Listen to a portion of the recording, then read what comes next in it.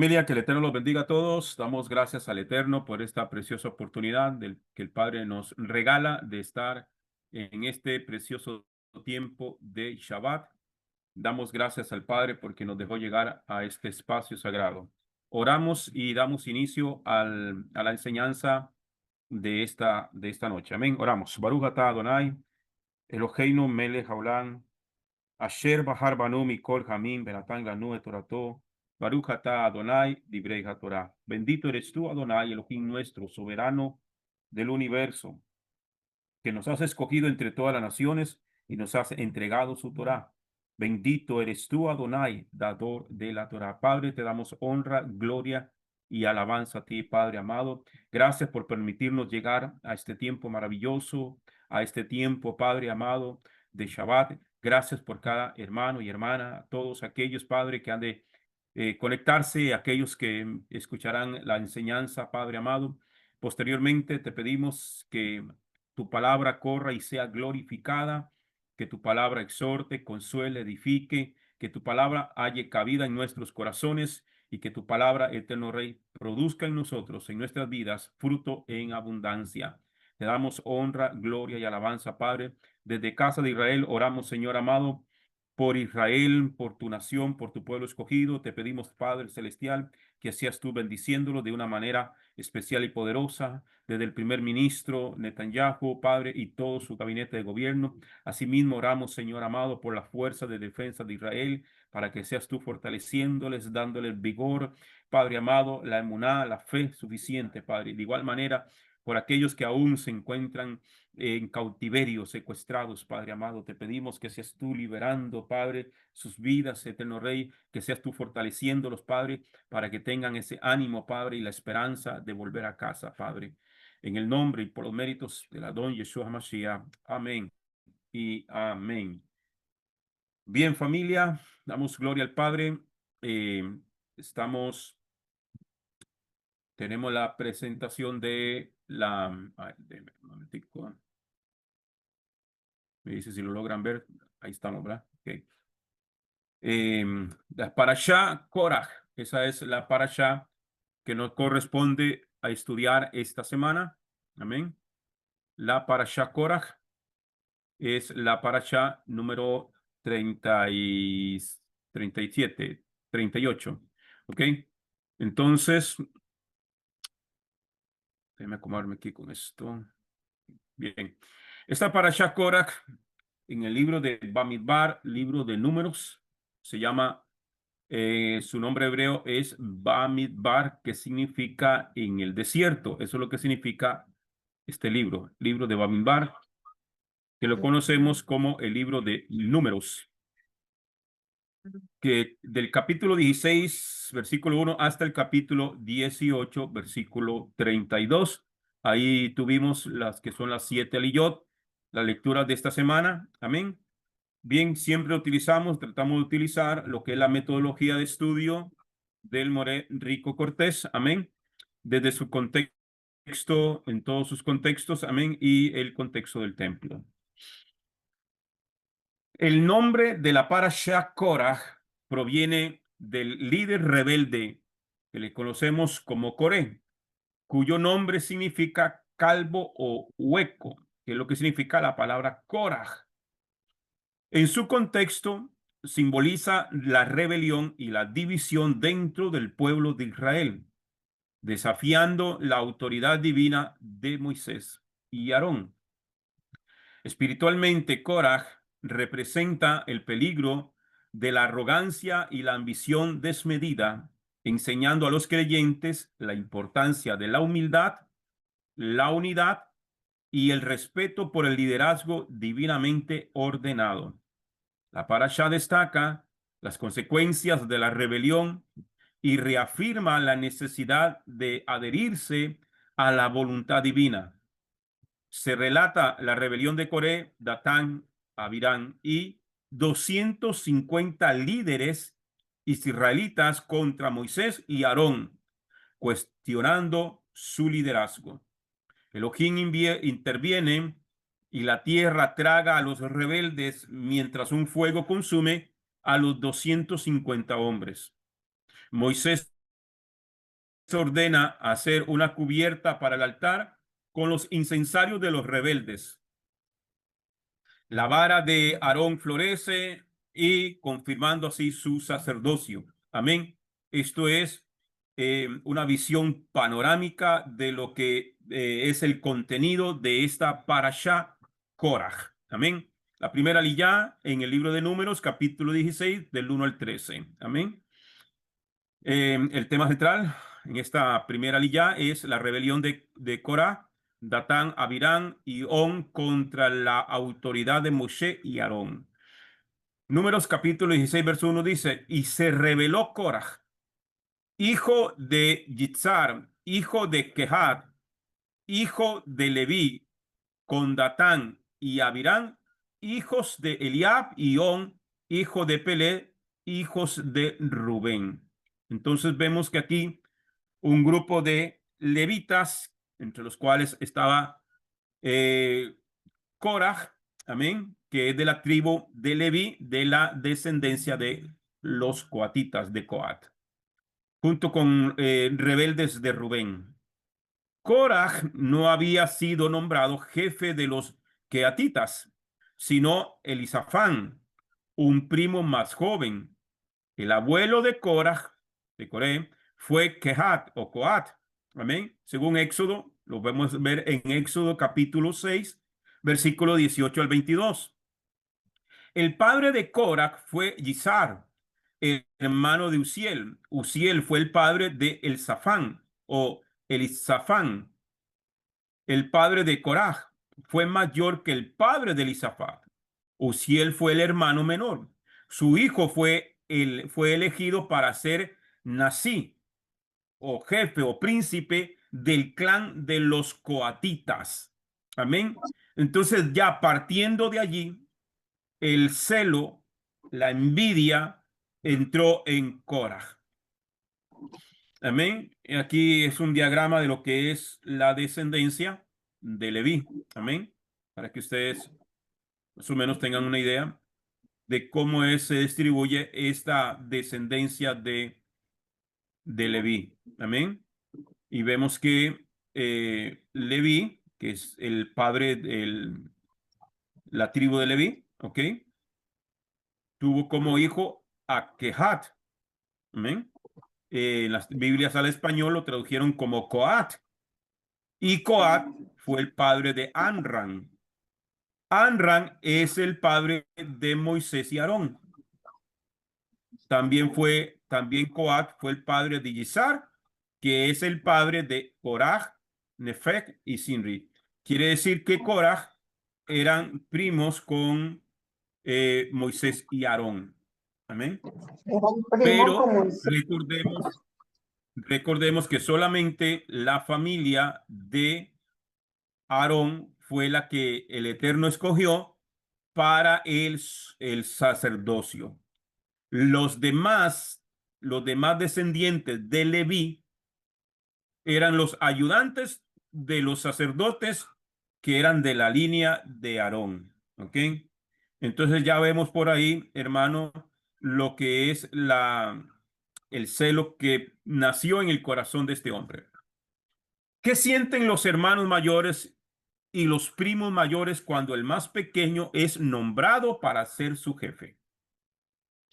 ¿Será esta relación familiar la razón por la envidia que luego llegó a la actitud rebelde de Korah? ¿Qué pasó con Ismael cuando Isaac, su hermano pequeño, fue nombrado portador de las promesas? ¿Qué pasó con Esaú, cuando su hermano menor obtuvo la primogenitura y la bendición en lugar suyo? ¿Qué pasa? Ahí es donde tuvieron celos y amarguras. Amén. Esos celos y esas envidias fueron transmitidos a sus descendientes a lo largo de las generaciones. Y esa es la causa de las actitudes adversas entre los árabes y los judíos, entre el Islam y el judaísmo, entre los romanos y los judíos, entre el cristianismo y el judaísmo. Eso es exactamente celos, envidias y querer usurpar una posición que no corresponde. Eh, el Moler Rico tiene perdón, lo estaba viendo anoche, que nos dejó de tarea, de hecho fue, por eso me acordé y me lo puse a ver anoche, sobre lo que es usurpación. ¿Qué es usurpación? Ocupar un lugar que no me corresponde. Tomar posición de algo que no es mío. Eso es usurpación, ¿ok? Y en eso hay que tener mucho cuidado, porque sin darnos cuenta, dentro del ámbito religioso, estábamos ocupando lugares y tomando cosas que no nos correspondían. Amén. Los descendientes de Ismael adaptaron una religión que cultiva el odio contra Israel. Lo mismo había sucedido con el cristianismo. Se formó una religión basada en no querer ser como los judíos. Los descendientes de Sab formaron el imperio romano y el odio contra el judío se puede encontrar en todo el sistema romano. La raíz de este odio viene de la situación familiar tensa, porque de Esaú viene la descendencia de los romanos. ¿Ok? La cuna para la rebeldía de Korah fue su situación familiar, donde su primo menor fue elegido como jefe sobre él y donde él no fue nombrado a tener un puesto importante más allá del ministerio levítico normal. Cuán importante es sacar la envidia de nuestro corazón. O sea, las expectativas que tenía Korah era ser un líder, pero su familia no fue escogida para liderar. Él quería ser el líder de su descendencia y no fue así. Fue un primo suyo que era menor que él al que el Eterno escogió. Y ya eso generó un montón de situaciones que lo llevaron a una desgracia final. Alguien pensará que Yuhebakei debería haber dado a Korah un puesto importante para que no se enfadara y llegara a esta rebeldía. Pero así no opera el Eterno. Dios no opera como nosotros. Dios no piensa como piensa el hombre. Porque aquí no es, hermano, porque el que más tenga o el que más quiera. Señor establece y dice que esto no es del que quiere ni del que corre, sino de aquel que el Señor tiene misericordia. El problema no es Adonai, sino la envidia y la falta de humildad en el hombre carnal. La solución no es darle a un hombre ambicioso un puesto de responsabilidad, sino que se humille y aprenda a someterse a los líderes que Yuhebahei ha puesto sobre él. Esa fue la medicina que Yuhebakei estaba dando a Korah, pero él no la quiso tomar y tratar con el pecado en su alma, sino desarrolló su rebeldía hasta que llegó a estas alturas. Tenemos ejemplos contrarios en que muestran que no hubo envidia cuando el hermano menor fue nombrado a una posición superior. Moshe y Aarón, Efraín y Manashe. Amén. Aarón Moisés es menor que Aarón. Y Moisés fue el escogido para sacar a Israel de Egipto. Amén. Efraín, Manasés, era mayor que Efraín. Pero no vemos en ninguna parte que cuando Jacob ora por estos dos hombres, que él escoge a Efraín como el mayor y lo pone como el primogénito. No hay ninguna parte en la Biblia ni vemos conflictos entre las tribus. ¿Por qué? Porque Manashe fue humilde y aceptó la voluntad del Eterno. Qué grandeza había en Joseph, porque logró inculcar la Torá en sus dos hijos mayores para que no tuviera la misma envidia y peleas que él mismo había experimentado con sus hermanos. Joseph pudo romper este hábito generacional y combatir y erradicar de su propia familia toda clase de envidia. De la misma manera, los descendientes de Korah lograron romper la maldición familiar y llegar a ser autores de varios salmos en las escrituras. eran levitas que tenían puestos importantes. El profeta Samuel fue descendiente de Coraj. O sea que Samuel era un levita descendiente de Coat. Amén. Y de la familia de Coraj. Entonces esa descendencia rompió con toda esa maldición. El que está contento y fiel en la posición y el llamado que el Eterno le ha dado, recibirá una gran recompensa. Si nos humillamos bajo la poderosa mano del Eterno, Él nos exalta en su debido tiempo. Como está escrito en Primera de Pedro, capítulo 5, versículo del 5 a 6, que dice: Asimismo, los que tienen menos experiencia, sométanse a los ancianos de más experiencia. Además, todos deben revestirse de humildad, el uno al otro, porque Adonai, Yuhebakei, se opone a los orgullosos, pero ayuda con su bondad a los humildes. Además, humíllense a sí mismo bajo la mano poderosa de Adonai Yuhebakei, para que en el momento adecuado Él los exalte. Todos tenemos que pasar ese proceso. Todos, hermanos, tenemos que aprender a ser humildes. Todos tenemos que aprender a hacer cosas que parecieran que no tienen la importancia, pero si tenemos fidelidad, si tenemos la fe y la paciencia, el Señor nos va a exaltar. Por eso es que Mashiach dijo: si en lo poco me eres fiel, en lo mucho te pondré. Coraj se rebeló y perdió todo. Fue tragado por la tierra junto con los que habían seguido en su espíritu rebelde. Pero algunos pocos de sus descendientes lograron salvar sus vidas mediante la teshuvá, el arrepentimiento. Amén. Lo vemos en Números capítulo 26, versículo 8 al 9. Los hijos de Palú, Eliab, y los hijos de Eliab, Nemuel, Datán y Abirán, estos son los mismos Datán y Abirán, hombres de reputación en la congregación, que se rebelaron contra Moshe y Aarón en el grupo de Coraj, cuando ellos se rebelaron contra Adonai, Yuhei.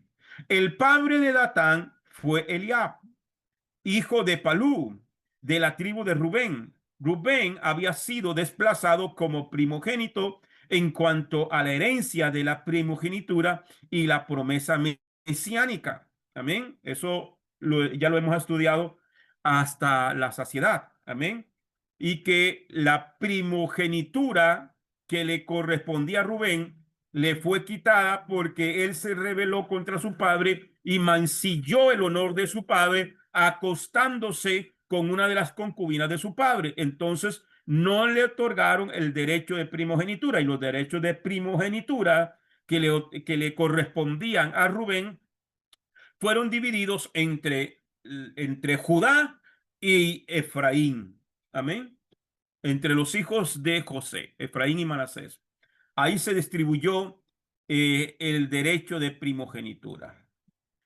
Entonces, vemos el mismo patrón aquí como en el caso de Coraj. ¿Será que Rubén no había logrado combatir todo el sentimiento de envidia y de rencor por ser desplazado y por eso pudo enrezarse con sus descendientes? El espíritu rebelde contamina y los rebeldes se unen en su locura. Al comparar Números capítulo 2, versículo 10 con capítulo 3, versículo 29, vemos que los rubenitas tenían su campamento al sur del Mishkan, al igual que los hijos de Coat. Yahweh los puso juntos. En lugar de combatir la envidia, desarrollaron la rebeldía y se reunieron los rebeldes para que al final se levantaran contra el que representaba a Yuhebahei, en este caso Moshe, acusándole de haberse levantado a sí mismo y a su hermano Aarón en posiciones de liderazgo sobre el pueblo por iniciativa propia. ¿De qué acusaban a Moisés y Aarón? Coraj y sus seguidores, ¿de qué acusaban a Moisés y Aarón? de que ellos se habían autoproclamado líderes en el pueblo. Amén. Números capítulo 16, verso 2 dice: y se alzaron contra Moshe, junto con algunos de los hijos de Israel, 250 jefes de la congregación convocados a la reunión, hombres de renombre, o sea que eran líderes, que eran gente importante del pueblo, amén, que la gente, por lo general, cuando hay una persona que ejerce un liderazgo dentro del pueblo, el pueblo los va a oír. Por lo tanto, provoca rebeldía dentro del pueblo. Amén. Y no eran cualquiera, eran 250 hombres que tenían posiciones altas. Amén. Posiciones altas dentro del pueblo. Amén. Los que se rebelaron tenían posiciones altas en el pueblo. En Números 16:3. Y se juntaron contra Moshe y Aarón y les dijeron: ¿es demasiado para vosotros? Porque toda la congregación, todos ellos son santos, y Yuhei Bajei está en medio de ellos.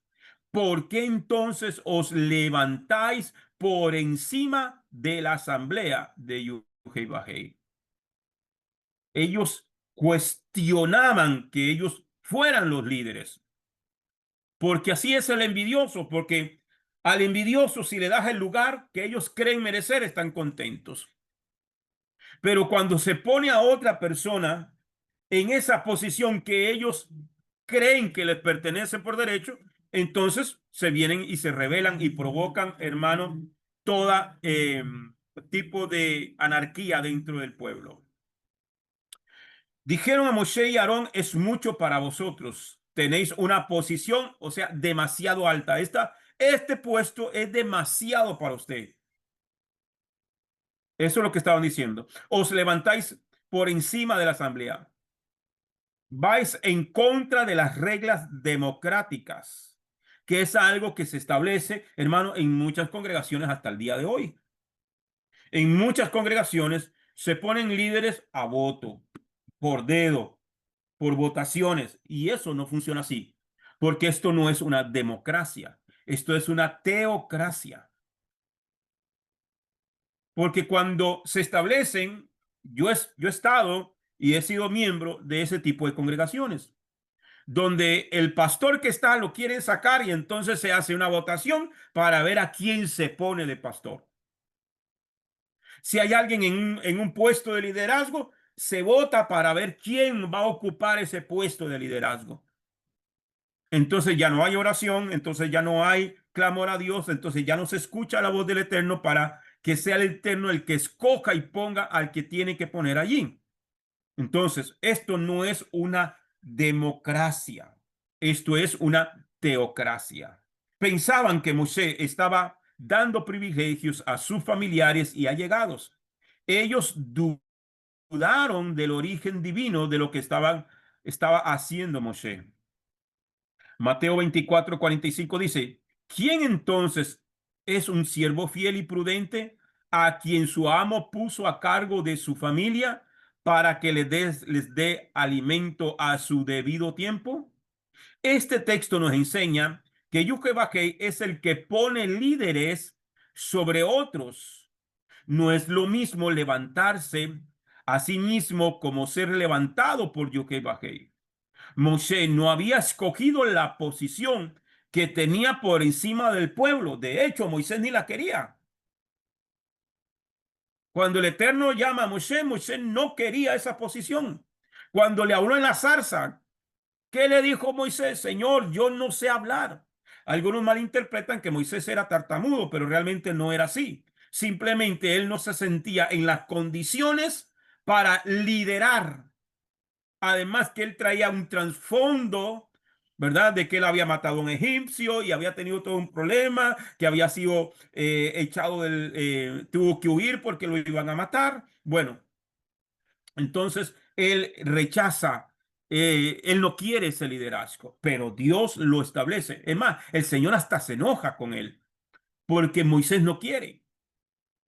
Y estos hombres están diciendo que es que Moisés se puso a él mismo como líder. El Eterno lo había puesto allí, al igual que Aarón. Así que al criticar esas posiciones, no estaban criticando a los hombres, sino a Yud-Heh-Vah-Heh mismo, que los había puesto allí. Cuando hay alguien que ha sido puesto por Dios y la gente, los rebeldes se levantan, no es contra esa persona, es contra la misma decisión que el Eterno tomó para poner a ese fulanito ahí.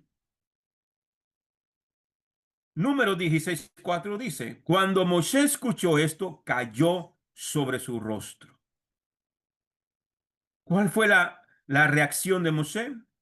Se postró ante Yud-Heh-Vah-Heh, que le había puesto en esa posición, en lugar de defenderse ante las acusaciones del pueblo. El que se humilla será enaltecido. Moshe y Aarón se sometieron bajo la mano poderosa del Eterno y así podían combatir la rebeldía dejando todo en las manos del Eterno. Como dice el apóstol Pablo en segunda de Timoteo, capítulo 2, versículo 19. Pero el fundamento confiable de Dios está firme, teniendo este sello.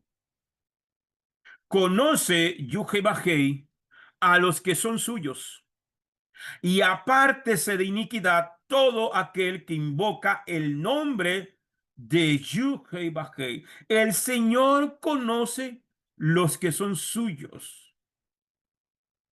El Señor conoce. La Escritura dice que hasta Él tiene contado hasta los cabellos de nuestra cabeza. Él sabe, es como un padre que sabe, como dice, yo sé el hijo que tengo. Tiene varios hijos y uno le conoce el carácter a cada uno. Y cada uno dice, y todos los padres decimos lo mismo. "Ah, es que yo sé lo que tengo. Yo sé que usted hizo tal cosa, porque yo sé lo que yo tengo. El Señor conoce a los suyos. En los momentos críticos, cuando todo es llevado a un punto de enfrentamiento, hay algo que permanece y no tambalea: el fundamento de Dios. El sello de este fundamento tiene dos mensajes. Amén. ¿Cuál? Número uno, Yud-Heh-Vah-Heh conoce a los que son suyos. Conoce a los que son suyos. Eso es invariable. Nadie aquí puede aparentar lo que no es, porque podemos engañar a los que están a nuestro alrededor, pero a Dios nadie lo engaña. Al Eterno nadie lo va a engañar, ni con lisonjas, ni con mímicas, ni con apariencias al Señor. No, ¿por qué? Porque Él sabe, Él conoce lo que tiene, Él conoce a los suyos. Y el fundamento número dos, el punto número dos, todo el que invoca el nombre de Yud-Heh-Vah-Heh se aparte de la iniquidad, se aparta de la iniquidad. Este sello, este fundamento, tiene estos dos sellos. Amén. Que Dios conoce a los suyos y el que es de Dios, el que invoca el nombre del Señor, el que vive para el Señor, se aparta de la iniquidad. Amén. Y si usted busca el significado de iniquidad, amén, es la herencia de ese pecado que se transmite de generación en generación. Eso es iniquidad. Aquel que se revela contra las reglas de Dios. Amén. Eso es iniquidad. Pero aquel que invoca el nombre del Señor, aquel que se convierte al Señor, se aparta de la iniquidad. Números capítulo 16, verso 5 dice, y habló a Coraj y a todo su grupo diciendo, mañana temprano Yud-Heh-Vah-Heh mostrará quién es de él. ¿Quién es de él? ¿Ve? No, no porque, no necesariamente porque estemos congregados bajo el alero de una denominación o de un grupo religioso, es que usted o yo sea de Dios, seamos de Dios. ¿Ya? Dice, mañana temprano en Yud-Heh-Vah-Heh mostrará quién es de él y quién es santo. y lo acercará así. Aquel a quien él escoja, lo acercará así, lo atraerá hacia él. Este texto tiene que ver con el primer mensaje del sello del fundamento de Dios. Yud-Heh-Vah-Heh conoce a los que son suyos. El segundo mensaje está en el versículo 21. Amén. Y lo veremos, se puede ver más abajo. Números 16:7 dice, y poned fuego en ellos, ¿verdad? Porque lo mandaron a traer los incensarios, que fue la orden del Eterno. Traigan los incensarios, que a ver a quién escoge Dios. ¿Ok? Y poned fuego en ellos y echad incienso sobre ellos mañana en la presencia de Yud-Heh-Vah-Heh. Y el hombre a quien Yud-Heh-Vah-Heh escoja será el que es santo. Aquí es la palabra Kadosh, escogido. ¿Ok? Es demasiado para vosotros, hijos de Leví. Los levitas ya tenían una posición alta, pero estaban buscando una posición superior sin entender quién es el que pone autoridades. Moshe dice que así no se hacen las cosas en el reino. No se puede buscar una posición de autoridad sin humillarse ante el Eterno. Los puestos no son logrados mediante un afán humano y medios forzosos o influencias humanas. Amén. Porque en las congregaciones hasta se hacen campañas políticas para ocupar esos puestos de liderazgo. Yud-Heh-Vah-Heh es el que pone líderes. Él es el quien levanta y eleva a las personas a las posiciones altas. Ten mucho cuidado con la lucha de poder. Si no sabemos dónde está la fuente de autoridad, estamos perdidos. Los rebeldes invocaron el poder del pueblo para afirmar su posición de liderazgo como diciendo, todo el pueblo es santo. Lisonja. Comenzaron a lisonjear al pueblo, ¿ya? A alabar al pueblo para que el pueblo me respalde. Es exactamente la política, eso hace la política, ¿cierto? Dar mensajes y palabras que endulzan el oído del pueblo para que el pueblo los apoye y los ponga y los deje en esa posición. Todo el pueblo es santo, decían ellos. Tienen una posición alta delante del Eterno. Vosotros estáis tomando una posición demasiado alta, puesto que todos somos iguales. Nadie es mejor que otro. Así que nosotros también podemos opinar. Nosotros también podemos estar en una posición alta. Eso se llama una shonjara en el hebreo. Usar la mala lengua. ¿Por qué Miriam quedó leprosa? Por usar la shonjara. Miriam, la hermana de Moisés y Aarón, amén, murmuró, ¿verdad? Y Aarón le prestó el oído. Pero, y dice la escritura que Miriam era profetisa. Miriam era profetisa. Y ella decía, ¿y es que acaso Dios no habla también por boca de nosotros? Tirándosela a ella misma y rebelándose contra la autoridad de Moisés.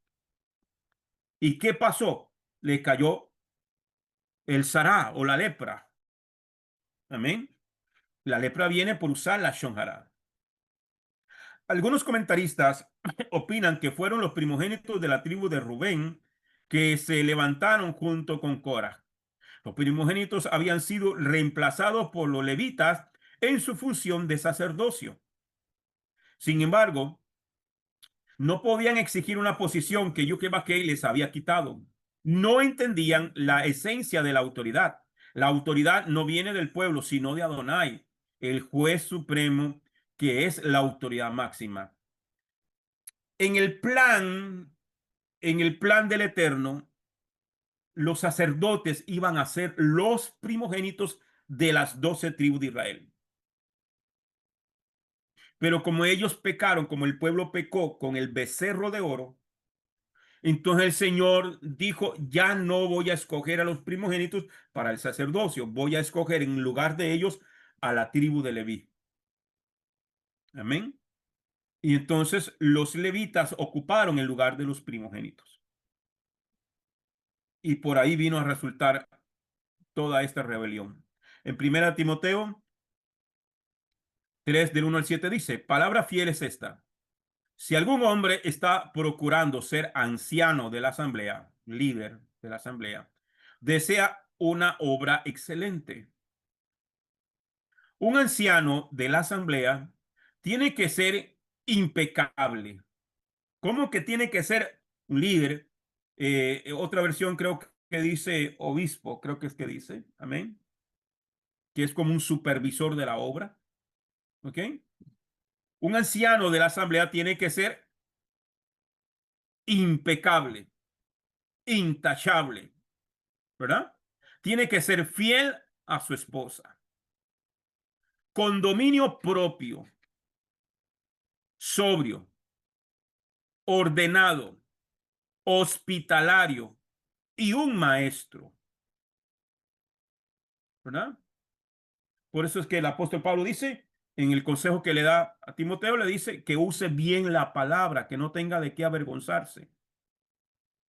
Y uno ve gente usando la palabra que da pena ajena en sus malas interpretaciones y en sus malos contextos bíblicos. ¿Qué más dice el requisito?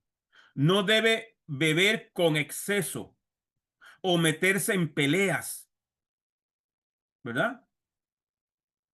Más bien debe de ser bondadoso y amable. No puede ser un amante del dinero, que gobierne bien su propia casa, teniendo hijos que le obedezcan con todo respeto. Ya empezando por ahí, hermano, ¿verdad? Ya empezando por ahí, dice que gobierne bien su propia casa, teniendo sus hijos que le obedezcan con todo respeto. Pues si un hombre no puede gobernar su propia casa, ¿cómo podrá gobernar la asamblea de Adonai Jehová? No puede ser un nuevo creyente, un neófito, ya que es un principiante, para ocupar un cargo, en una posición de liderazgo. Usted no puede poner a una persona que no tenga un recorrido dentro del camino de la fe y que esa fe y esa obediencia haya sido comprobada su fidelidad.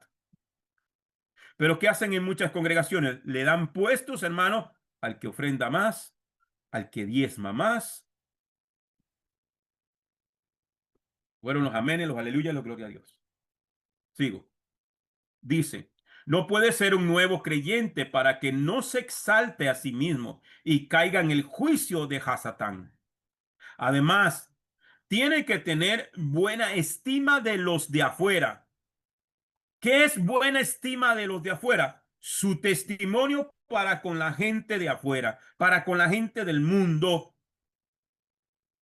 El testimonio con los vecinos. Pero hay gente que, hermano, que usted los oye hablar. No, para ser como fulano. No, hombre, Dios guarde. Para ser como ese diablo. Y ese diablo es un líder en la iglesia. Y ese diablo es el tesorero de la iglesia. Y ese diablo es músico de la iglesia. Y su testimonio afuera, con la familia, con los vecinos, con el trabajo, por los suelos. Además, tiene que tener buena estima de los de afuera para que no caiga en el reproche y en la trampa de Hasatán. Otra versión dice en el descrédito. No es malo desear un puesto de liderazgo si uno tiene motivos puros. El llamado al liderazgo se manifiesta normalmente primero como un deseo. ¿Cuál deseo? ¿De ser líder? ¿El hambre de poder? No. El deseo de servir. El deseo de servir. Porque Mashiach dijo, el que quiere ser mayor entre ustedes tiene que ser el servidor de los demás.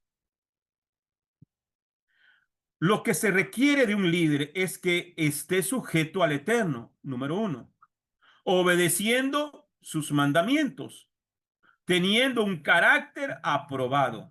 Amén. Números capítulo 16, versículos 9 al 10 dice, no es ¿No os es suficiente que el Dios de Israel os haya separado del resto de la congregación de Israel para acercaros así a fin de cumplir el ministerio del tabernáculo de Yuhebajé y para estar ante la congregación para ministrarles? ¿Y qué se te ha acercado a ti, Corach, y a todos tus hermanos, hijos de Leví, contigo? ¿Y pretendéis también el sacerdocio?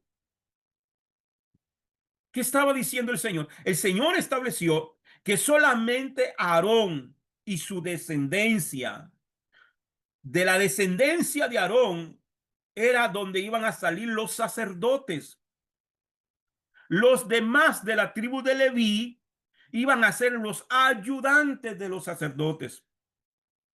El Señor escoge a la tribu de Leví, amén, en lugar de los primogénitos. Entonces la tribu de Leví ya tenía una posición de privilegio, pero Coraj y sus seguidores no les bastó con servir en el tabernáculo, en el Mizcán. Ellos querían el sacerdocio. Y es lo que aquí el Señor, el Eterno y Moisés, a través de Moisés, está diciendo, es que acaso esta gente no se conforman con que yo los haya llamado a que sean los servidores en el Mizcán. Ahora quieren el sacerdocio. Ahora ellos quieren ser todo. Ese era el problema. Moshe les está recordando su posición predilecta como levitas y jefes. ¿No era suficiente para ellos servir a Yuhebajé de esa manera? Pretendían algo superior con malos deseos basados en la envidia y la rivalidad, como está escrito en la carta de Jacob, capítulo 3, versículos 14 al 16.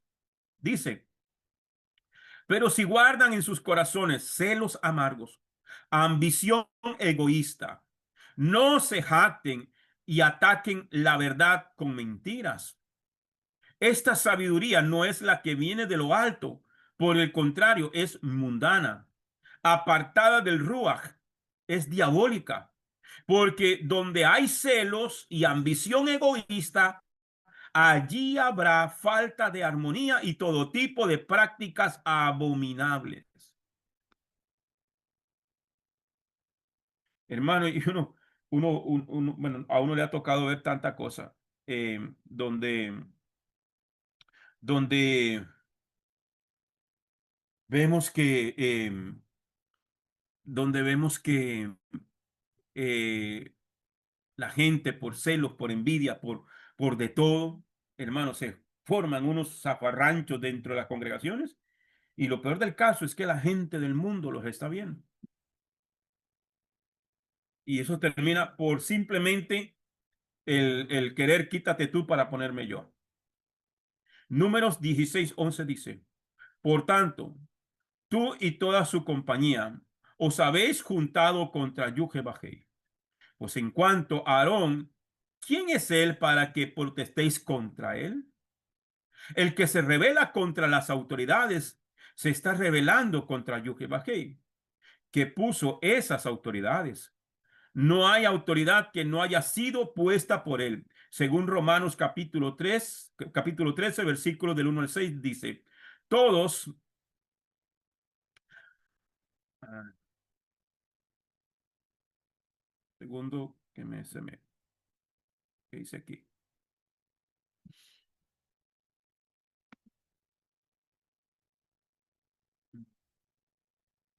Oh, un segundito, por favor. Si lo están viendo, ¿verdad? Ok.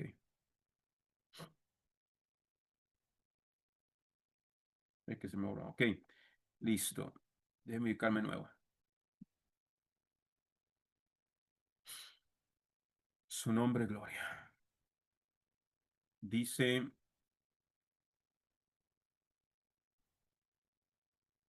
Además que tenía dos ahí puestos.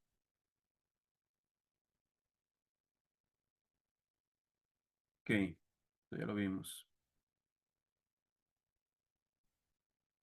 Romanos 13 del 1 al 6 dice, todos tienen que obedecer las autoridades gobernantes, porque no hay autoridad que no sea de Adonai Yochibakei.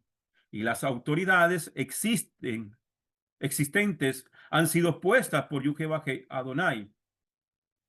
De modo que el que resiste las autoridades está resistiendo a lo que Adonai Yochibakei ha instituido.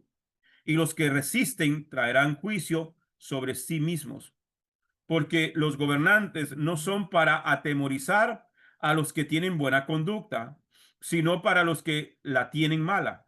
¿Quieres vivir sin miedo hacia la persona en autoridad?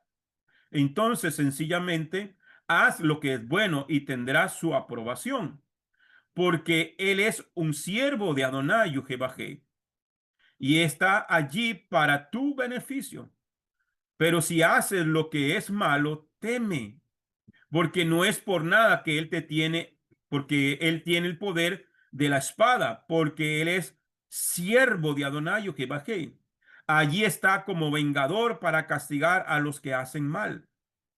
Otra razón para obedecer, aparte del temor al castigo, es por el bien de la conciencia. También, por esto se pagan impuestos, pues las autoridades son los oficiales públicos de Adonai Yukebahei, constantemente atendiendo a estas labores.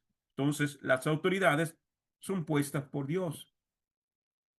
Números 16:13 dice, no es suficiente que nos hayas sacado de una tierra que emana leche y miel. Mire qué clase de aberración están diciendo. No es suficiente que nos hayas sacado de una tierra que emana leche y miel para que muramos en el desierto, sino que también te estás haciendo un príncipe sobre nosotros.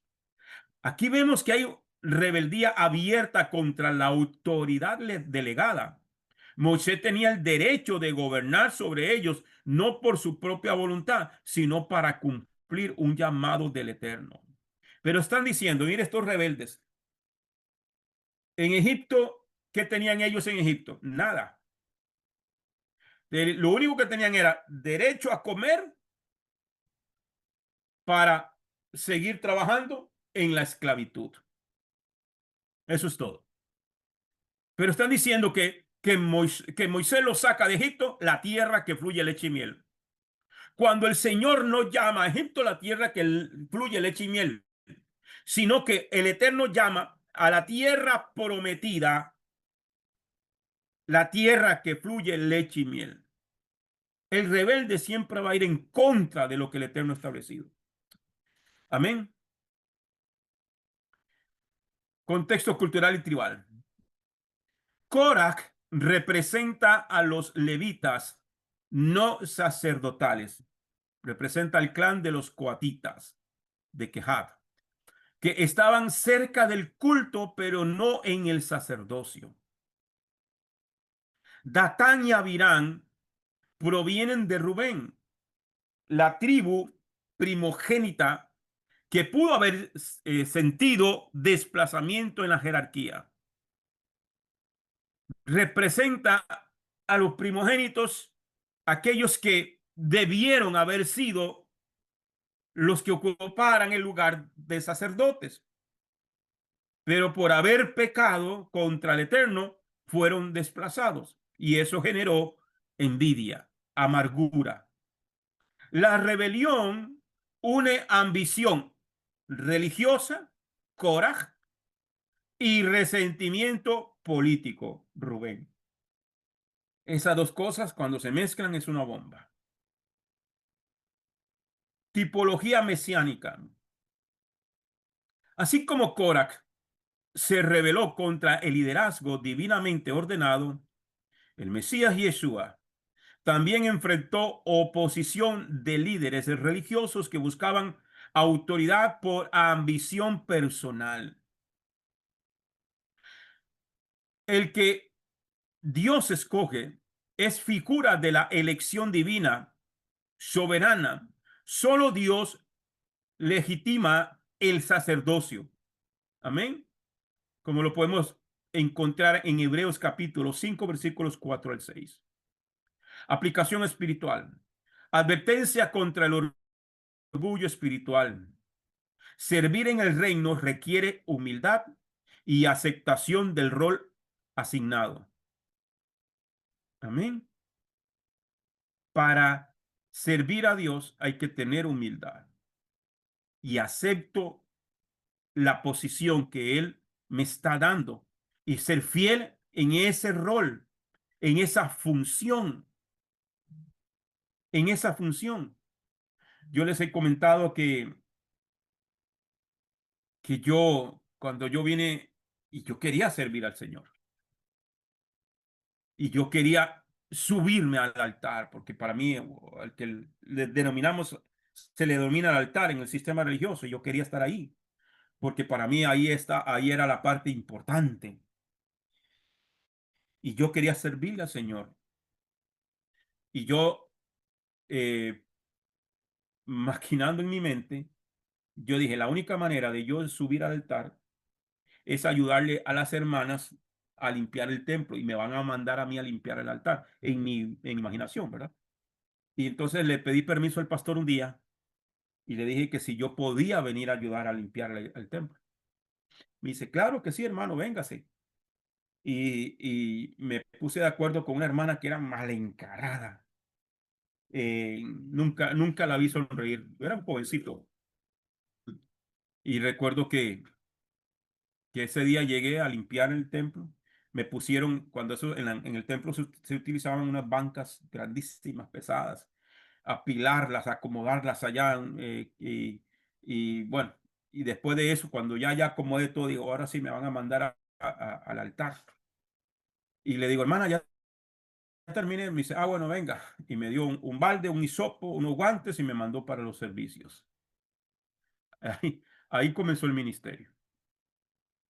Yo no, y yo como que me quise resentir en el momento, pero realmente fui y lo hice por varios meses. Ese trabajo me tocaba hacerlo. Pero cuando lo hacemos con gozo y alegría, pero hay gente que las ponen a servir, hermano, y van renegando, renegando y renegando y renegando y renegando. Nunca van a salir de ahí, porque a Dios se sirve con alegría. En el Salmo 100 lo dice. Salmo 100. Déjeme buscárselo. Déjeme buscárselo. Estoy utilizando otra aplicación de Biblia. Déjeme ver si funciona.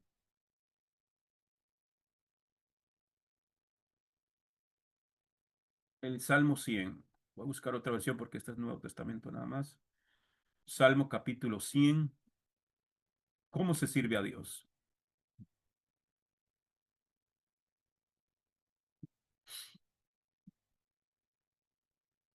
Salmo capítulo 100. ¿Qué se me hicieron?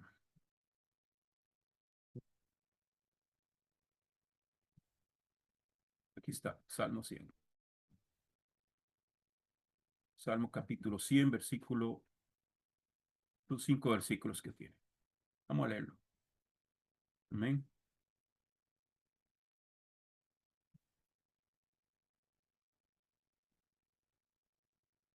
Ok. Sí lo están viendo, sí. Ok. Dice, cantaré acerca de tu misericordia y tu justicia a ti, oh Yuhebajé, e entonaré salmos. Observaré atentamente el camino de la integridad cuando vendrás a mí. Atenderé a la integridad de mi corazón. Oh, estoy leyendo el 101. Aclamad con júbilo a Yuhebajé toda la tierra. Servid a Yuhebajé con alegría. Servid a Yuhebajé con alegría. Venid ante su presencia con regocijo. Ese es cómo se sirve al Señor, con alegría. No se puede servir al Señor en amargura, no se puede servir al Señor con posiciones y gente que se amarga porque no se les da la posición que ellos pretenden o creen merecer. Amén. Entonces, unidad no es uniformidad. Aunque todo Israel es santo, perdón, aplicación espiritual, advertencia contra el orgullo espiritual, servir en el reino requiere humildad y aceptación del rol asignado. Dos, unidad no es uniformidad. Aunque todo Israel es santo, hay funciones distintas con propósitos específicos. ¿Ok? ¿Qué quiere decir esto? Que aunque para Dios y como pueblo todos somos iguales y tenemos el mismo valor, amén. Aquí no hay nadie que valga más que nadie, todos hemos sido comprados a precio de sangre, pero el Señor ha delegado funciones distintas con propósitos específicos. Entonces, ahí es donde hay que entenderlo. Amén. Hay que entenderlo. Yo no puedo entender envidia del More Rico Cortés. Yo no puedo tener celos del hermano Juan Suaste o de cualquiera de los maestros con los que nosotros estudiamos. De hecho, ustedes ven que yo comparto en el grupo de las enseñanzas, les comparto el link para que podamos entrar todos, para que sigamos aprendiendo, porque todos tenemos una función. El rol que el Señor me ha otorgado hasta este momento lo hago con mucho gozo, con mucha alegría, con esfuerzo. Amén. Porque cuando usted se da cuenta que usted le sirve a Dios, amén, y que usted tiene una función dentro del pueblo, usted lo va a hacer con gozo y alegría. Quiero serle fiel en esto poquito porque yo quiero también ir escalando, pero tengo que hacerlo con gozo, con alegría. Entonces, unidad no es uniformidad. Aunque todo Israel es santo, todos somos santos, hay funciones distintas con propósitos específicos. Tres, rebelarse contra el orden divino es, en última instancia, rebelarse contra Dios mismo. Entonces, hermano, ¿de qué vale la pena vivir en esa posición de amargura todo el tiempo y deseando cosas que lo primero que tenemos que desear nosotros es la presencia de Dios y humillarnos delante de Él? Amén. Vamos a dejarlo aquí. Nos alcanzó para ver la primera lilla. Mañana, si el Eterno lo permite, entraremos en lo que es la segunda aliyah de esta parasha Korach. Yo espero que lo que hayamos visto hasta este momento le haya sido a usted de bendición. Si hay algún hermano con alguna consulta o con algún comentario, puede hacerlo, familia. Amén. Yo espero que se haya entendido lo que hemos visto hasta este instante. Amén.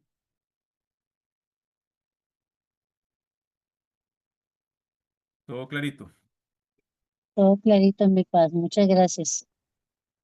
Sí, Amén, señor, hermanito. muchas gracias. Amén.